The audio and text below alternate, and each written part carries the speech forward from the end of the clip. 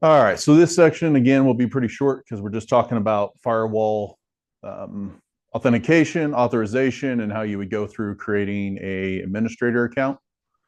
Kill these because I can't see nothing. Okay, cool. All right, come on, clicker. Click. Clicker needs to click. There. Okay. All right, so the firewall can authenticate either locally or through remotely defined administrators. Typically, this means you can either use the local firewall itself and set up user accounts and administration there. Most will use either like an LDAP server or Radius server or some other form of authentication within the company or business. But you will need to have at least a couple local ones created in the event that your LDAP server is down. And that's pretty important. We've done that in production.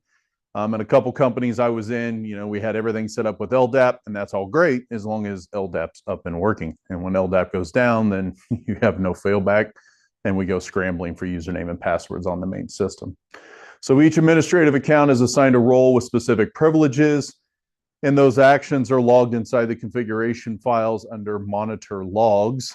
You will see one thing that's kind of different than in some other devices. You will have typically more than one administrator in a Palo Alto, and you may have somebody that is just responsible for security policies. And you may have another one that's responsible for just the DHCP server stuff, et cetera, et cetera. So you want to kind of limit what they have access to and what kind of role they would have. And you can set them up to either custom roles or dynamic as you want to create them in there. Supported authentication wise, you could either use an XML config where you just have user one, password, etc. That would be considered the local side. You could also have the user database inside the firewall. This would be later on, we'll talk about user ID and how you can actually authenticate users to and even enable the internet. So before they can browse out, they have to actually log into the firewall in terms of being able to pass that through. There again, you would typically use that with some kind of LDAP or Active Directory type system so that you're not having to recreate accounts on both systems. That way, if a user changes their password, it authenticates with both. And you guys use that here at Fort Hays, right? You've got the same username and password for Blackboard as you do Workday, et cetera, et cetera. They all use a central authentication system. So you can see that down below. There's 5 external authentication services. You could also use 4 different multi-factor authentication vendors. They're not shown. They're kind of described here a little later. But we could do something like a SAML IDP. And so SAML would be, for example, a connection out to Google. So if your company has a Google authentication or has a Google like email services, et cetera, workspace, you can actually use Google to do that authentication down at the bottom. You could use Kerberos, LDAP, Radius, and TACAX. This one isn't as popular, the TACAX. That was a lot of the Cisco stuff back in the day. But in industry, you'll typically see LDAP, Radius, and more than likely SAML type authentications these days. So when are users authenticated? They'll be authenticated coming over HTTP or S over the management interface. They're authenticated over the XML API, over the command line interface, and over the serial console itself. And so when users connect and try to go through the firewall, anytime they want to access a website, webmail, SharePoint, Office 365, et cetera, it will ask them for authentication to get through the firewall itself. So it seems a little cumbersome, but it is nice if you're in a bigger business before any device on your network can actually authenticate through or access any resources, you actually have to authenticate. So an example here at Fort Hays would be like jumping on TigerNet, right? You guys have to authenticate to even connect to TigerNet. At that point, they assume because you have a username password that's valid, they go ahead and allow you through the Palo Alto firewall here. But you also have like a catch-all portal if you go to TigerNet guest, right?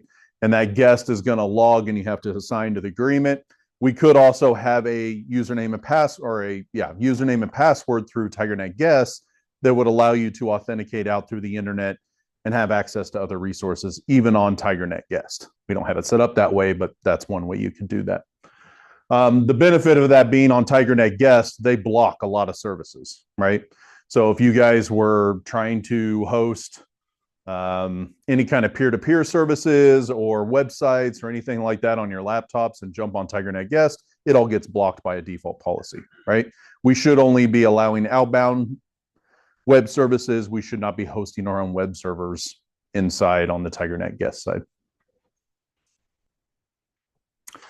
When we configure authentication to the firewall, we can do this under device administrators. And again, you would be setting up these manually within the firewall itself. So you'll have administrator like Mary, and then what kind of authentication profile you want to set up. And so that could be either set up to local, or in this case, they're showing you it's set up to a LDAP authentication profile. And when you create that profile, then you pick the services that it's going to be associated with. Everything in a Palo Alto is essentially set up through some form of a profile. So if I want this to be set up to LDAP, well, then I got to go create an LDAP profile, which basically contains the username and password to authenticate with the LDAP server for the firewall itself. Everything has some kind of profile. Any logging into the server, right? That's a management profile. And we have to set up in the profile what they have access to, how they're going to authenticate. Is it HTTP, HTTPS, etc. So in the setup management authentication settings, you can set up this authentication profile, for example, at the bottom, which would do radius. And this would again be for user authentication to the firewall itself.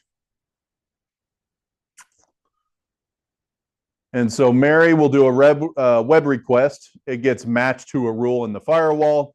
At that point, we would send them over to the web form. That web form then does an LDAP authentication, which then communicates to the external LDAP service. If that works and is authenticated, we take that back and allow them to have access out to, for example, Salesforce. This allows them to get internet access through the firewall, not to the firewall, right? Everybody kind of see the difference between the two? We have to the firewall and through the firewall. So if you're accessing internet services and it hits a policy where we have to authenticate you, enable you to go out, then you would have to authenticate. Does anybody have any idea where we might use that in a typical business?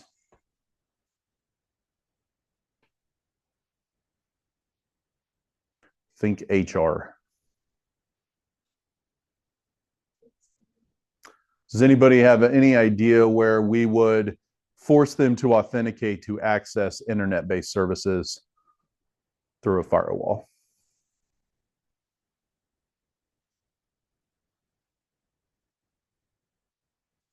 So for example, we're blocking traffic to, say, Facebook, right? We don't want Facebook on the corporate network just because we are trying to avoid any headache that may cause down the road. So we block Facebook, period. But who might need access to Facebook in our company? Yeah, social media, HR, somebody like that needs to post something and actually have that out. So what we would do is if they try to go out to Facebook, if they can't authenticate to our local radius server, then we would allow that traffic to go. If they can't, then we go ahead and just keep blocking that traffic.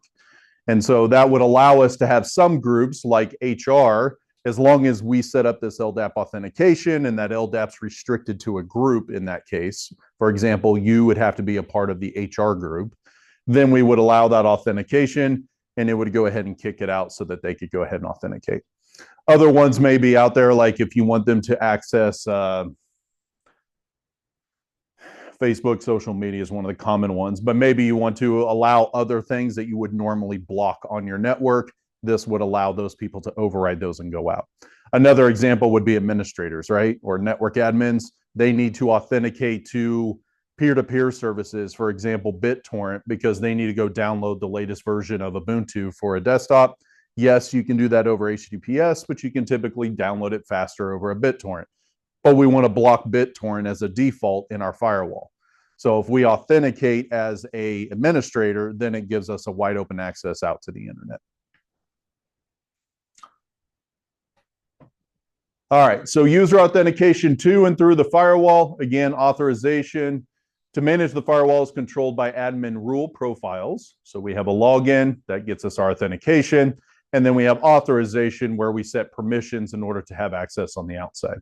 So admins, for example, may have access to the web, CLI, XML, REST API permissions, etc.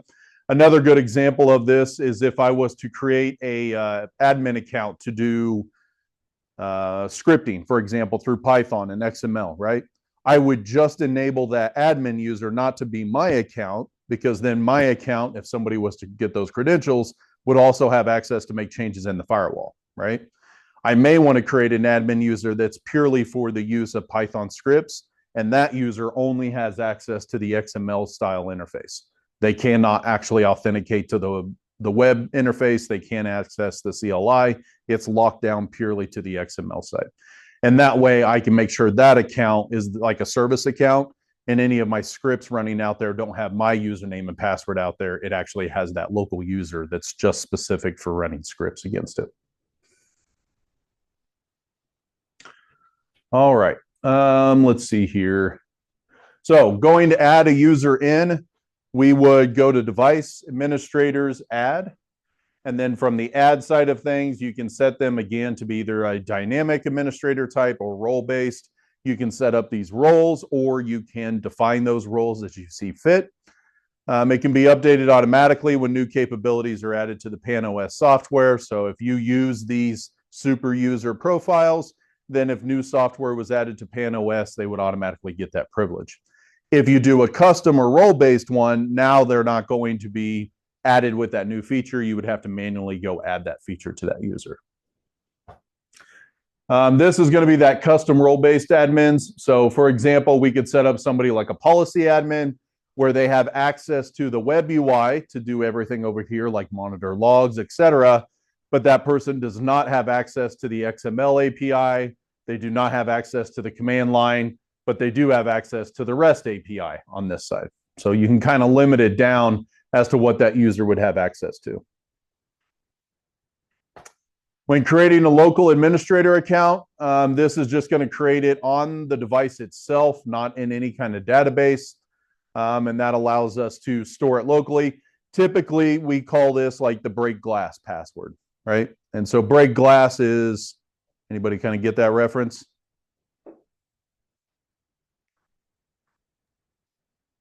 It's like the fire alarm, right? You have to break the glass in order to pull down the fire alarm, or if you're in a data center, break in case of emergency. Same concept. We don't use this typical admin password unless there is something like broken with our LDAP server, our Radius server, etc. We need to still be able to get into our firewall. That is when we would go ahead and use this default username and password. And so that password is probably not one that you memorize. It is probably some 40-character random string that we have stored somewhere, and we only use it in the event we can't authenticate with our normal profile accounts. Again, in a business setting, and it's just good habit, is to make sure that you're not using the admin account of admin with the password and you share it out with all the admins. That's bad, right? I want to make sure I have a Jason account, a Sierra account, a Sam account, et cetera, so that I know if Sam did something wrong, I can go after Sam. Or even worse is Sam's been sick for 4 days. Why is he logging into the firewall? In this case, his username and password probably got compromised and he's making changes in there and it's not actually him, right? So this is how you would go through and create a user in the user database local to the system itself.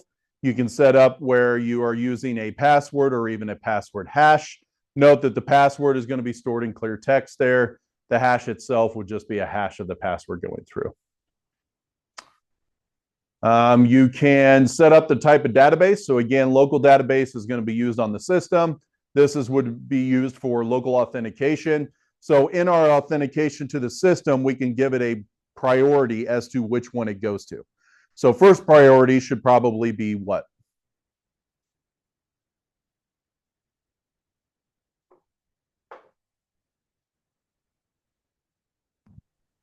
So we've talked about having a local system. We've talked about having LDAP, Radius, etc. Which one should probably be the primary one we check against first? Local, right? And the idea being that if something else is down or I'm logging in with a local account, I should be able to get in right away, right? If my primary is going to be set out to a Radius server, then it has to wait to error and timeout in order for me to fail so that I could then know that I have to log in with a local account. All right. On that authentication profile, you can also go in here and set up users, etc. And you can set up to allow them based off this local authentication, how many failed attempts they would get, for example, 3, before we lock them out for a certain amount of time. Okay. So by default, you're going to see things like 3 attempts. If they fail that within a certain amount of time, we lock them out for at least 10 minutes. What does that prevent? Cybersecurity folk? Brute force. Brute force attacks. Yep. All right. So here's where we create those, again, different roles and different users. You could also set this up where we're using like public key authentication, for example, SSH. And we could set up client certificate authentication if we're coming in through the web.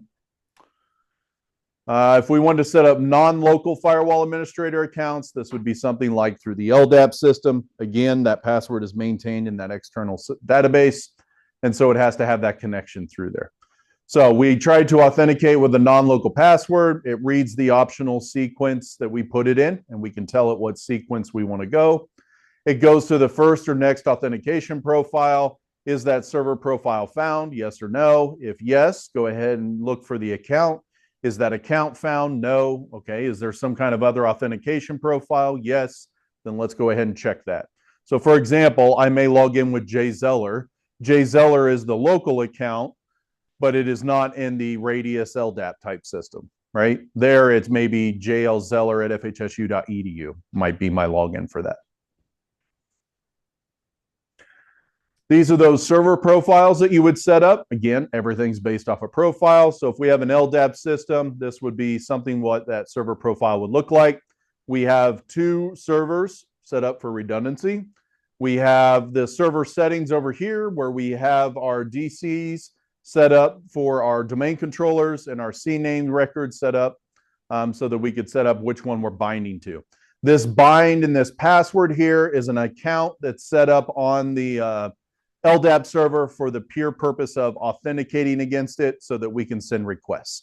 It's basically like a service account, right? That's why we have this set up as a DC of PAN-W. It's basically saying, hey, for this Palo Alto, you're going to use this admin account and this password in order to authenticate against the LDAP server itself. And then once you have that credential, now you can go do lookups for other username and passwords. All right. And so you will see these authentication profiles up here and which ones are set up. And then in this authentication sequence, you can tell it which ones you want to check, right? So in this case, we're going to check LDAP first, then our Radius server down here, and you can adjust those accordingly.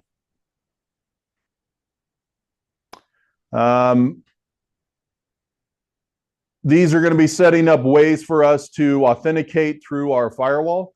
So we could do something that's like an interactive one through password authentication, or we could set up certificate-based authentication, which is non-interactive, meaning as a user, I don't have to do anything with this certificate-based.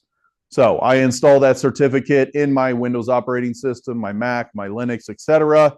Because I have that certificate, it knows that I'm authenticated through the firewall. I don't have to touch or log in with a username and password. I just need that certificate. Does anybody see a negative to that? Yeah, if somebody has access to the system, then they automatically are authenticated through.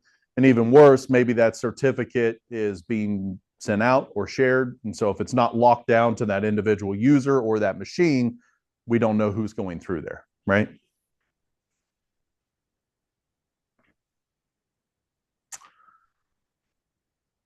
So a certificate-based wise, this is what we would see. If you guys have ever worked in the Windows side, we could see which ones this would be issued out to, and we'd have that individual user coming in. So that CA certificate is signed, and then we send that out to the individual users, and we can block accordingly through there. All right. You guys will end up setting up these kind of things in the lab environment. All right.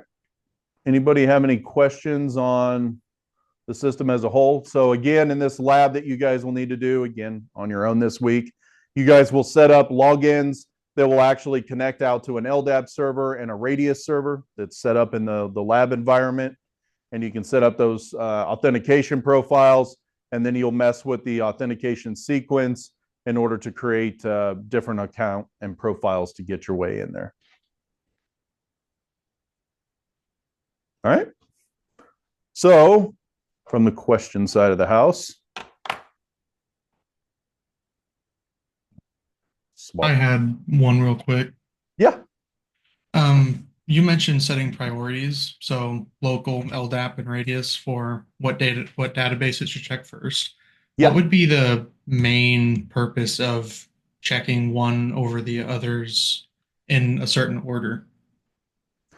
The main thing, like we said earlier, is you may want to check the local one first, so that if there is an account there, you don't have to send the request off to another system. The other one is you typically have priority. So in your environment, it's probably everything gets authenticated against LDAP or Radius, probably LDAP or Active Directory is what everything in your system uses. But if in the event that your Active Directory system's not working, you still need a way into the system. So you got to make sure you leave that local authentication there as well. Okay. In terms of resources, the local authentication one is cheap, right? You don't have to send packets out and go get authentication. It can look it up right there in its own database. So it's much faster in order for it to authenticate in that realm. If everything's working okay, it's not a big deal. It's when things are not working okay that you want to make sure you have those in the correct order. Okay, so hopefully you guys see the questions over there in the lower right. Yeah. So when creating a custom admin role, which of the 4 types of privileges can be defined? And choose 4 of these. So Web UI, Panorama, REST API, Command Line, Java API, and XML API.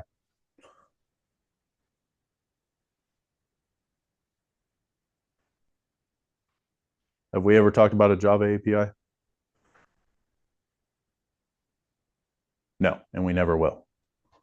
Because Palo Alto doesn't use Java, right? We use what kind of APIs with Java or with Palo Alto? XML API,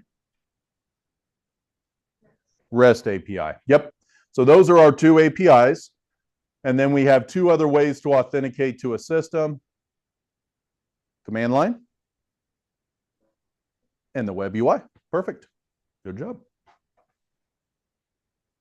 So Panorama, while that is obviously a Palo Alto service, that's not something we authenticate to in this type of setup, nor privileges when we're doing admin roles. And Java is more Cisco, right? We use XML and REST APIs for this stuff. Let's see, true or false? Server profiles define the connections that a firewall can make to external servers.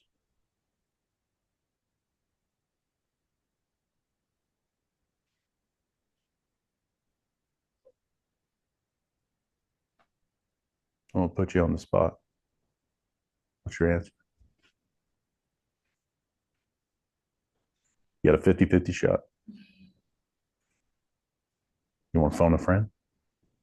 I would say false, just personal shot at it. So what makes you say false? It's server profiles are like the admin accounts that allow you into the firewall to do certain things. It I don't know, this is why I was questioning it because sometimes you mentioned it can block certain outside connections, like the external servers to things like Facebook and such, but I would assume that depends on certain groups of individuals, not just server profiles. So If I'm server understanding it correctly. profiles, the problem well, what you're saying there makes sense, except that sounds more like a policy thing, not a profile thing, right? Yes. So server profiles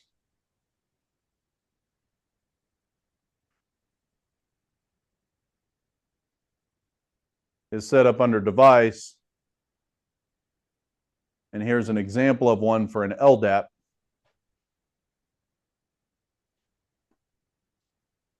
So if we look in the lower right there, on this particular screen, which is going to be super hard for you guys to read. Server profiles define the connections the firewall can make to external services, right? So yes, in this case, it is true.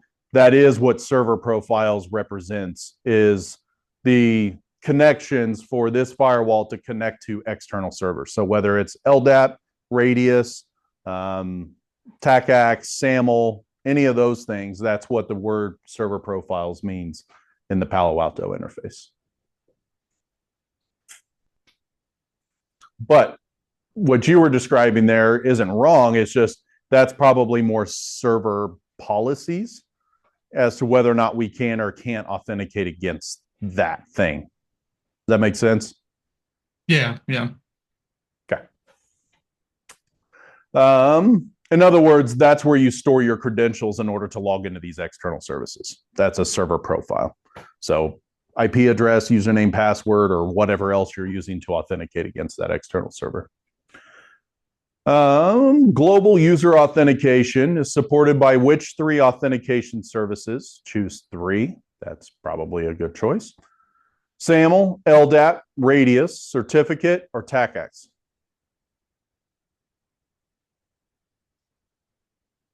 Okay.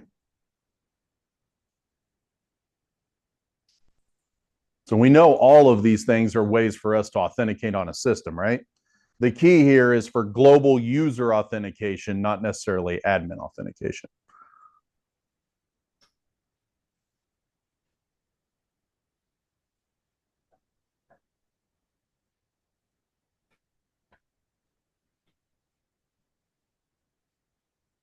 It's a little tricky.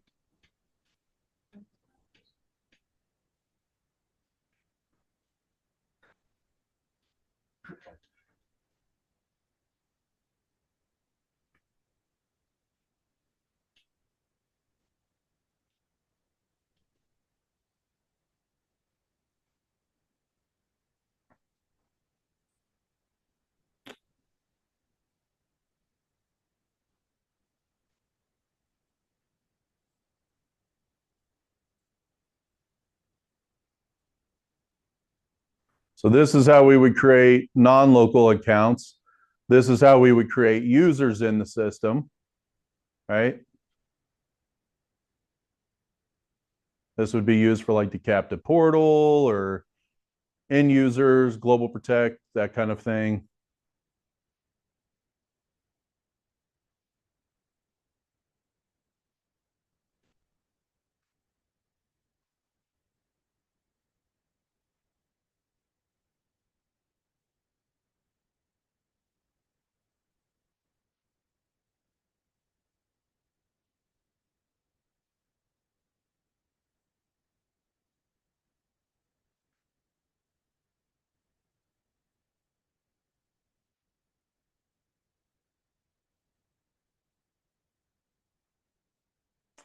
So which of those three could we use there? Could be doing LDAP. Sorry, bottom of that slide. I was looking at the wrong section. So when it comes to global user authentication on a firewall, again, administrators can use a couple other things, but for global authentication, we can use Radius, TACAX, or SAML. When we want to configure per user authentication just to the firewall, then we can use LDAP, et cetera, going through there. Everybody see what the difference is there? That comes back to the to firewall versus through firewall thing. Okay. So going back to our questions. Maybe. There we go. It would be which of those three? Yep. ACE, right? ACE. Nice. All right. True or false? Certificate-based authentication replaces all other forms of either local or external authentication.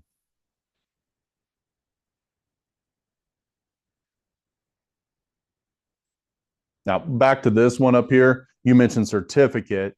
there's only one instance in which we can use certificate. Does anybody remember when that was?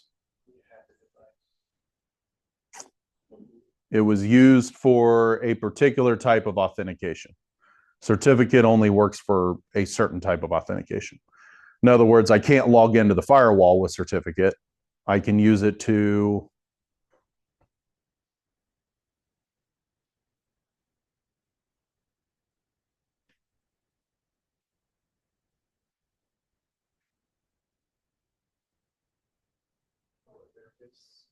Yep.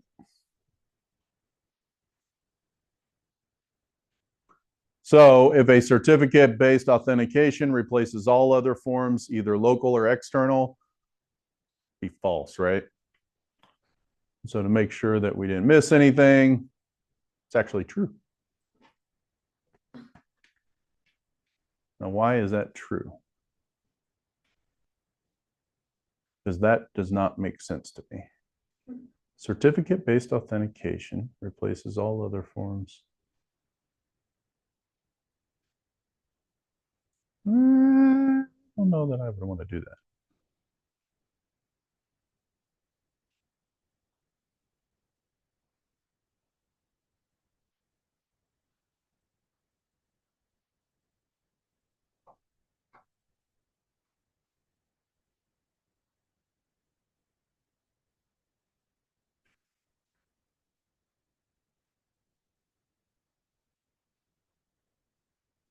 Okay.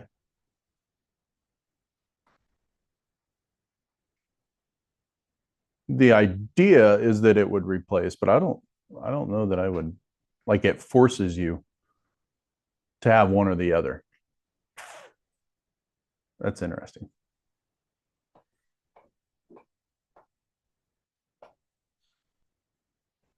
I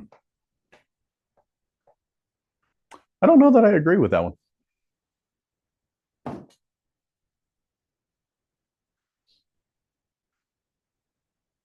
Oh, okay. It's important to remember,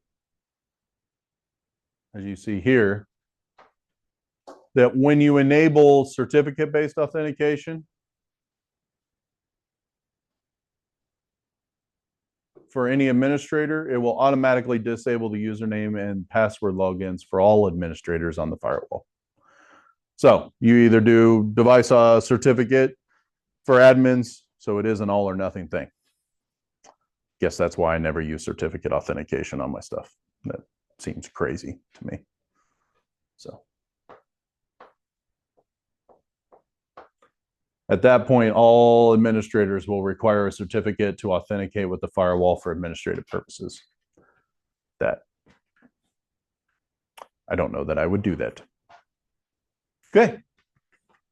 Guess I learned something new. Can't say that I configured it in that fashion in real life. All right. Anybody have any other questions?